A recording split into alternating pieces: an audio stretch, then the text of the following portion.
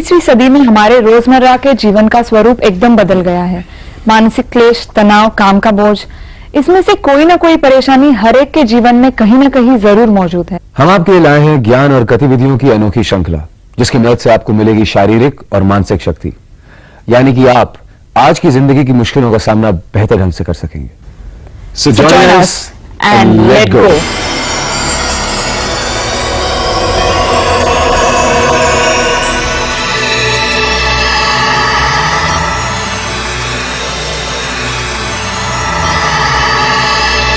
ये योग की श्रृंखला हमने माननीय योगाचार्य श्री अवनीश तिवारी जी के मार्गदर्शन से तैयार की है। योगाचार्य तिवारी जी पिछले 40 वर्षों से योगाभ्यास और उसके फायदों पर अनुशोधन करते आए हैं। योगाचार्य तिवारी जी सारे भारत में लगातार योग शिविर आयोजित करते आए हैं, जिनके जरिए सैकड़ों लोगों को योग का लाभ प्राप्त हुआ है। तो आइए उनके साथ उनके अनेक भक्तों में शामिल होकर शुरू करते हैं अपना सफर संपूर्ण स्वास्थ्य की ओर योग के साथ।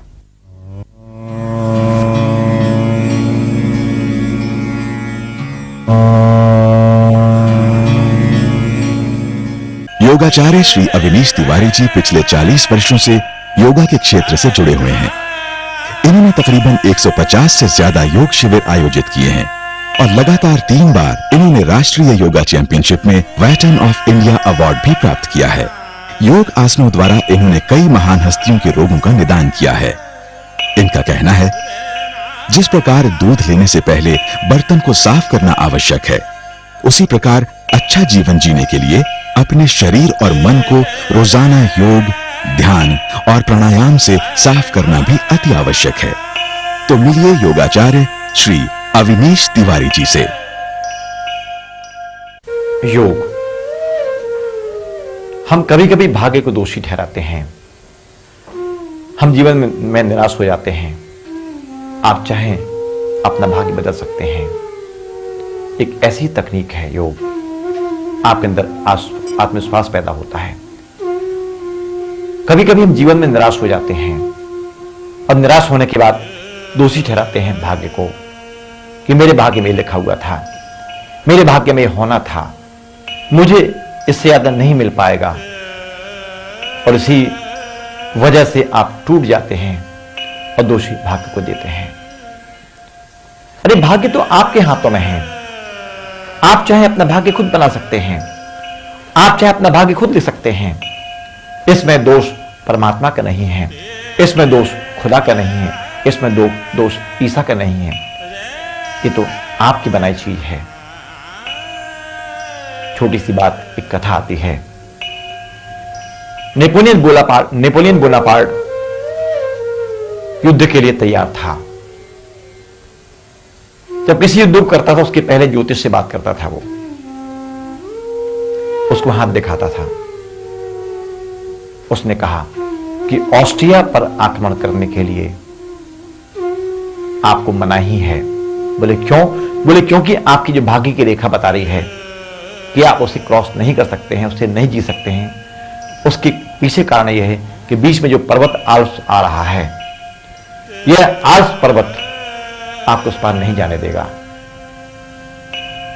नेपोलियन ने कहा, यह संभव नहीं है, मैं जीत के बताऊंगा।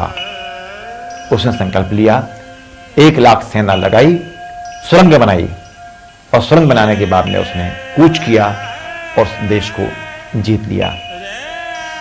अगले दिन देखा गया कि उसके हाथ की रेखा बदल चुकी थी, भाग्य बदल चुका था।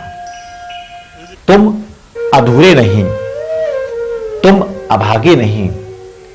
बात इतनी सी है कि आप जागे नहीं, आप जागे नहीं।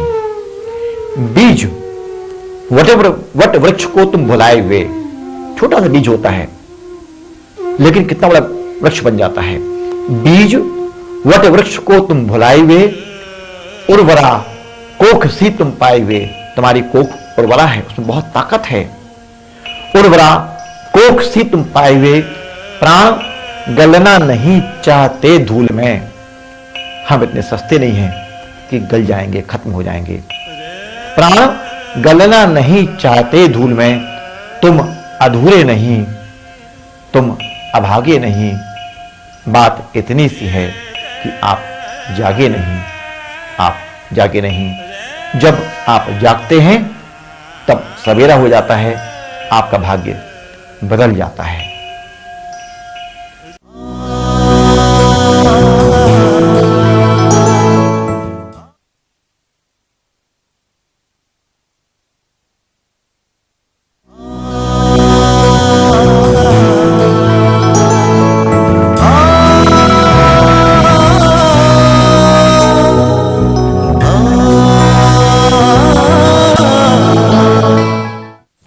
पवन मुक्त आसन, इसे कहते हैं एंटी गैस्ट्रिक। पहले दाएं घुटने को मोड़कर पेट के पास में अत्यधिक दबाते हैं। दाएं घुटने को पेट की ओर दबाकर, यदि आप सर्वाइकल पेन से पीड़ित हैं तो गर्दन ना उठाएं। यदि आप सामान्य हैं तो अपनी ठुड्डी को यानी चिन्ह को घुटने में छुलाने का अभ्यास करिए। श्वास लेते हुए वापस लाएं।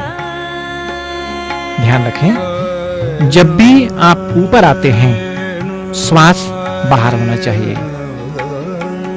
बायां घुटना मोड़कर आपने पेट के पास में दबाया और चिन्ह को घुटने में छुड़ाने का अभ्यास किया। इसमें आप लंबा से लंबा रोकते हैं। याद रखें, यदि गर्दन में आपको तकलीफ है, सर्वाइकल पेन से पीड़ित हैं, तो गर्दन आपको नहीं उठाना है, नहीं आप घुटने में लगाना है। इस क्रिया को आप 5 से लेकर 10 बार तक और 20 बार तक कर सकते हैं। अगली क्रिया में आपको दोनों हाथ की हथेलियों से पंजे को पकड़कर पेट की तरफ दबाव पैदा करना है और ठुड्डी को यानी चिन्ह को घुटने में छुलाना है। इसमें आप लंबा से लंबा रुकें। कमर और पीठ का अच्छा व्यायाम है। धीरे धीरे आहिस्ता आहिस्ता वापस आएं। योग की संपूर्ण क्रियाओं को बहुत धीरे धीरे करें। ज्यादा दबाव, ज्यादा खिंचाव आप न दें। यदि कभी तकलीफ बढ़ जाती है तो उस क्रिया को कुछ समय के लिए बंद कर दें। दाएं पैर से बाएं पैर से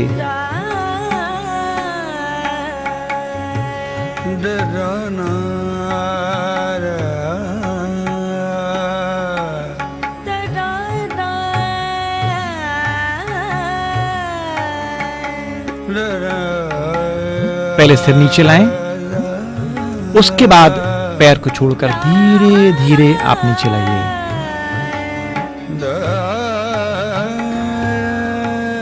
अब यही क्रियाएं आपको दोनों पैरों से एक साथ, दोनों घुटने पेट की तरफ दबाव देते हुए पहले दबाते हैं और चिन्ह को यानी ठुड्डी को घुटने में छुलाते हैं। आसन की तमाम क्रियाओं में नेत्र बंद होना चाहिए। पैर आहिस्ता आहिस्ता वापस लाएं। कोशिश करें आसनों में आप ज्यादा देर रुकें। दोनों हाथ की हथेलियां पंजे के पास जमाकर आप दबाव पैदा करिए। पेट की संपूर्ण गैस को शांत करने के लिए।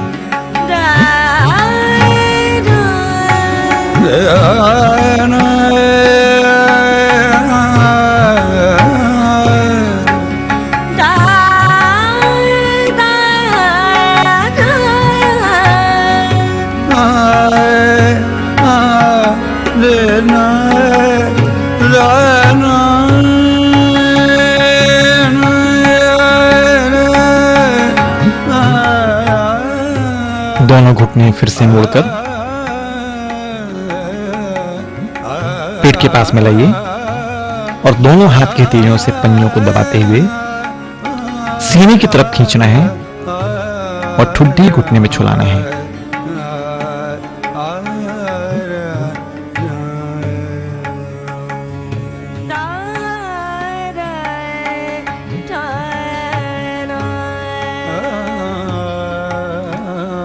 श्वास लेते हुए वापस ले आए।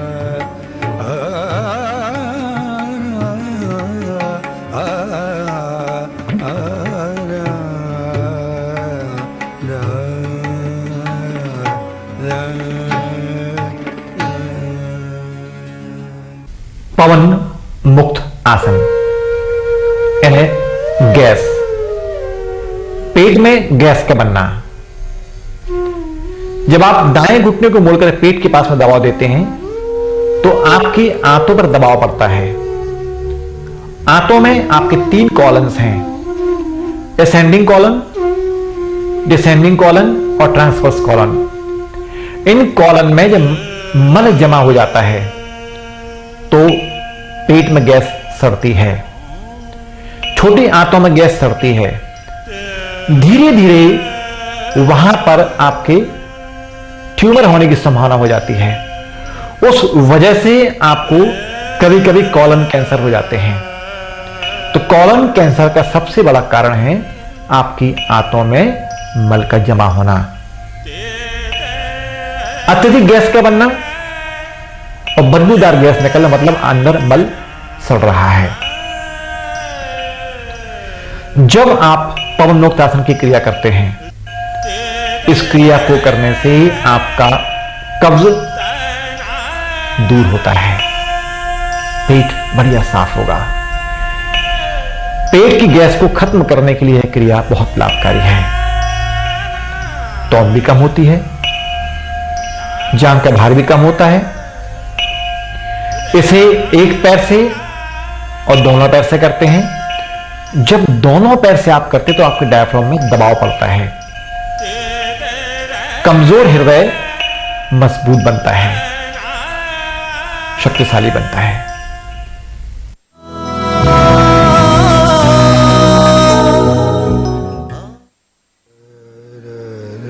शव आसन।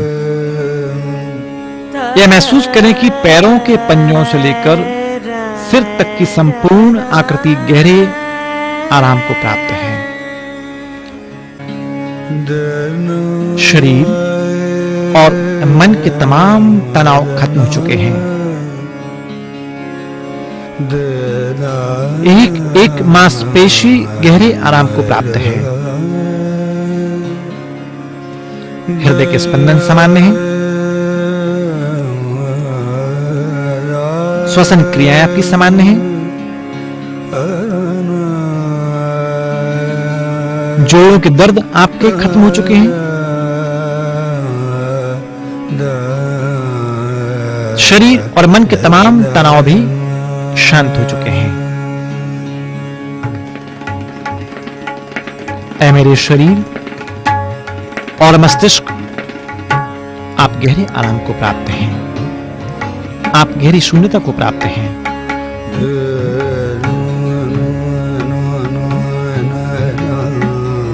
शरीर आपका सबसे अच्छा मित्र है।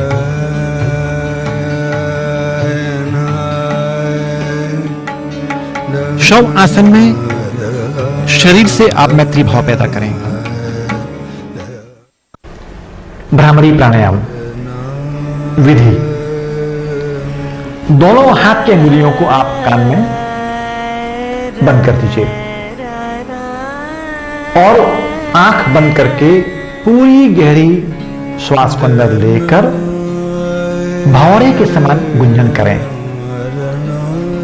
लगातार लंबा गुंजन करिए आप।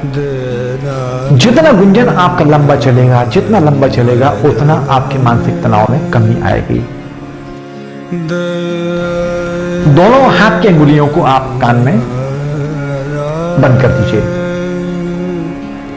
और आंख बंद करके पूरी गहरी श्वास को अंदर लेकर भौरे के समान गुंजन करें। लगातार लंबा गुंजन करिए आप। जितना गुंजन आपका लंबा चलेगा, जितना लंबा चलेगा, उतना आपके मानसिक तनाव में कमी आएगी।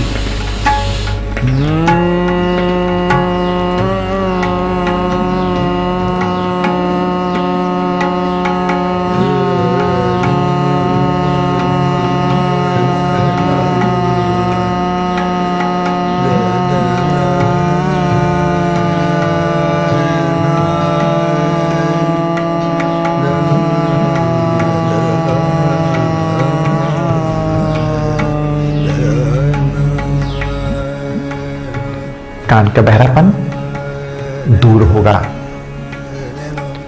चेहरे की पेशियों के तनाव भी आपके कम होंगे। वोकल कॉर्ड आपका खुलेगा। स्वरों में आपका एकदम परिवर्तन होगा, मधुरता आएगी। गले की जलन और पेट की जलन में आपको राहत मिलेगी।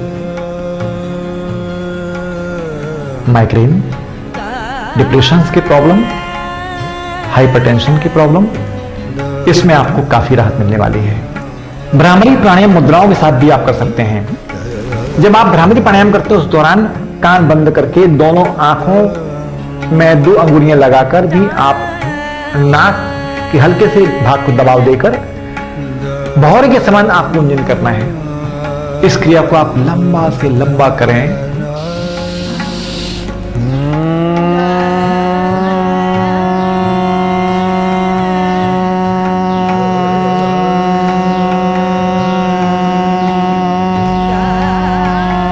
जब आप भ्रामरी प्राणायाम करते हो उस दौरान कान बंद करके दोनों आंखों में 2 अंगुलियां लगाकर भी आप नाक के हल्के से भाग को दबाव देकर भौरे के समान आपको गुंजन करना है। इस क्रिया को आप लंबा से लंबा करें।